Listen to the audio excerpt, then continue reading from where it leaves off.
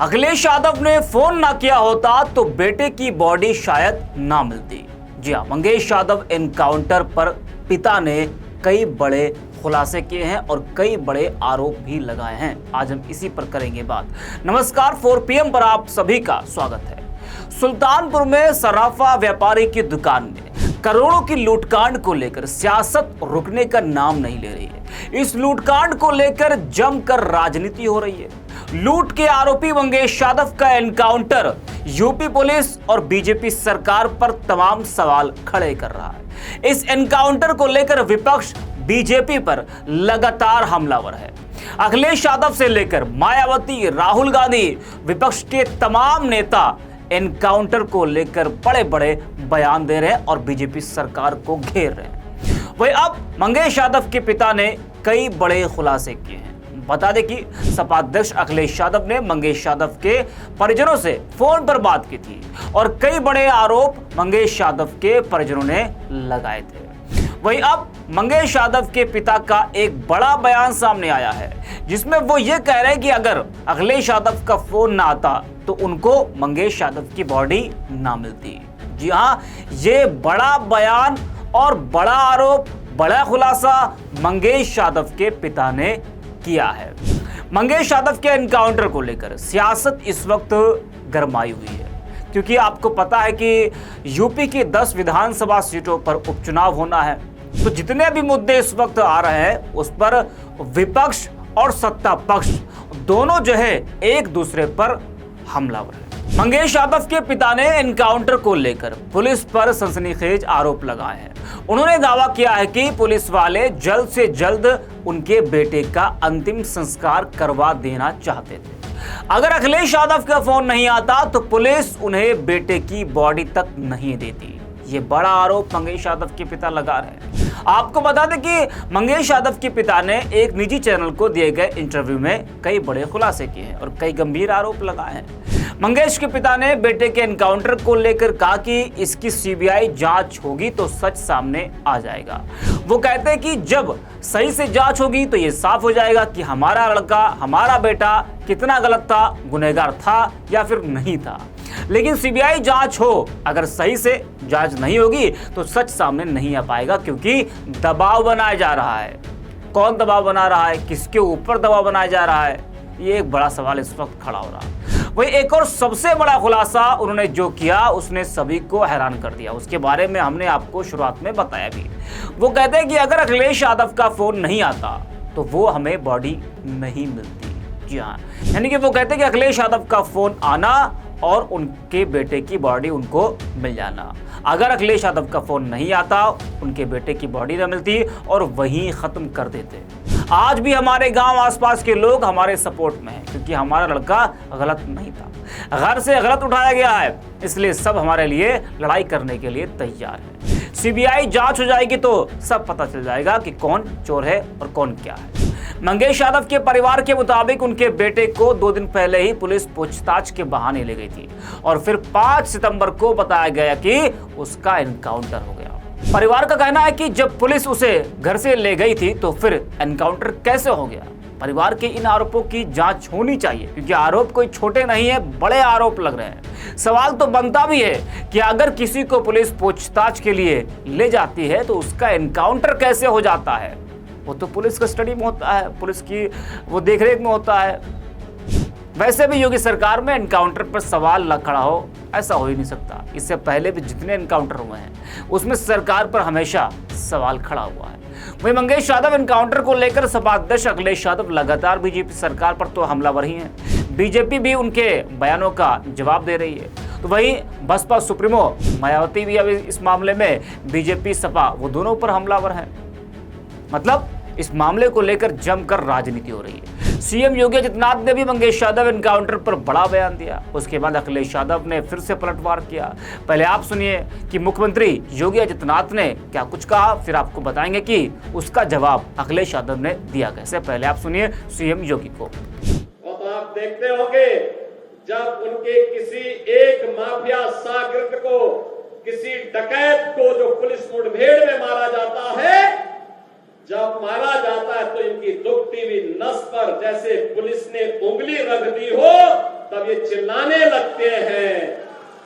आप मुझे बताओ, जो डकैत पुलिस मुठभेड़ में मारा गया,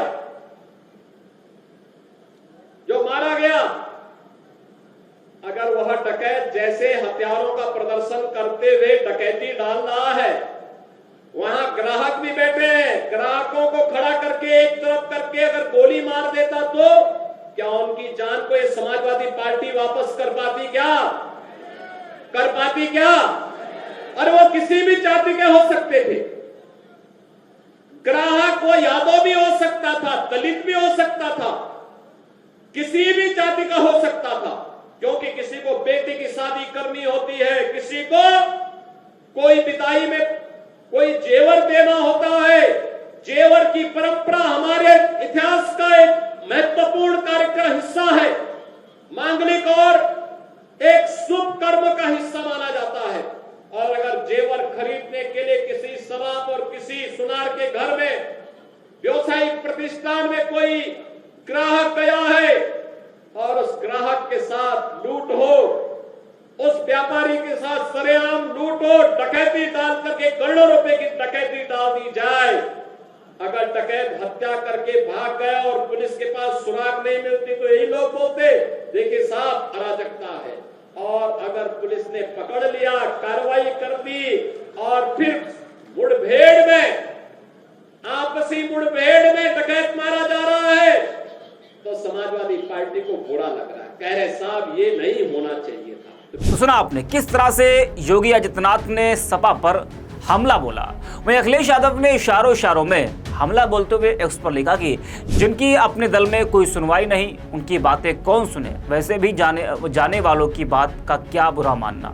जिनके शासनकाल में महीनों आईपीएस फरार रहा हो, 15 लाख प्रतिदिन की कमाई वाले थानों की चर्चा हो, भाजपा खुद ही पुलिस का अपहरण कर रहे हो और दंड संहिता की जगह बुलडोजर संहिता ने ले ली हो, कानून व्यवस्था शब्द बनकर रह गए हो, न्यायालय की डपट खाना जिनकी आदत बन गई हो, वो मौन ही रहे तो बेहतर है। वहीं सोशल मीडिया पर भी मंगेश यादव को लेकर लोगों की जो प्रतिक्रिया हैं वो सामने आ रही हैं। मंगेश के घर की तस्वीरों को शेयर किया जा रहा है। राहुल नाम के एक यूजर हैं, वो लिखते हैं कि ये है मंगेश यादव की भैंस और पड़िया भैंस का दूध बेचकर, और मंगेश के पिता गुजरात में नौकरी करते हैं। मंगेश अपने पिता के साथ कंडक्टरी करता था, इसी तरह आजीविका चलती थी। रहने के लिए एक मढ़ा, एक कमरे का घर है, उस पर भी छत पर सीमेंट का पत्रा लगा हुआ है। जरा सोचिए किस हाल में परिवार रहता था। अपराध मात्र इतना था कि वह पिछड़े समाज में जन्म लिया था।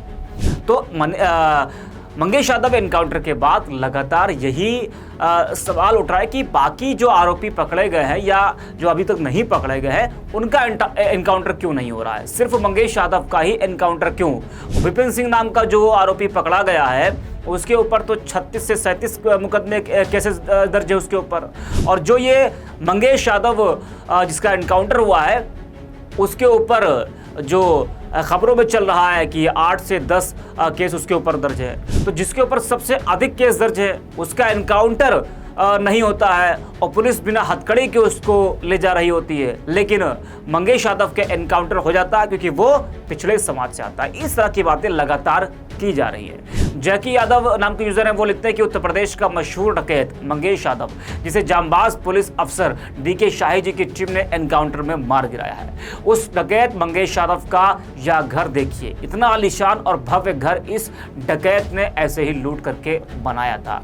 सवाल तो लाजमी है, जो ये घर आप देख रहे हैं, टूटा फूटा घर और किस तरीके से एक झोपड़ी नुमा मकान, ये मंगेश यादव का घर है। मंगेश यादव के बारे में जिस तरीके से जितनी बातें कही गई, जितनी बातें कही जा रही कि वो कुख्यात अपराधी था, वो बहुत बड़ा अपराधी था, क्रिमिनल था, वो उसके ऊपर तमाम केसेस दर्ज थे और उसने कई लूटकांड को अंजाम दिया है। तो इतना बड़ा अपराधी जिसने कई लूटकांड को अंजाम दिया है, उसका घर भला ऐसे हो सकता है कि ढंग से वो अपने घर में शायद रह भी ना पाता हो। किस तरीके से बरसात के मौसम में उसके घर का हाल होता होगा वो आप इस मकान को देखकर अंदाजा लगा सकते हैं। कुख्यात अपराधी का ये मकान बताया जा रहा है। और मंगेश यादव के पिता ने तो एक और बात कही थी, उन्होंने ये कहा कि जो इतनी बड़ी लूटकांड को अंजाम देगा वो घर में आकर चैन की नींद सोएगा नहीं।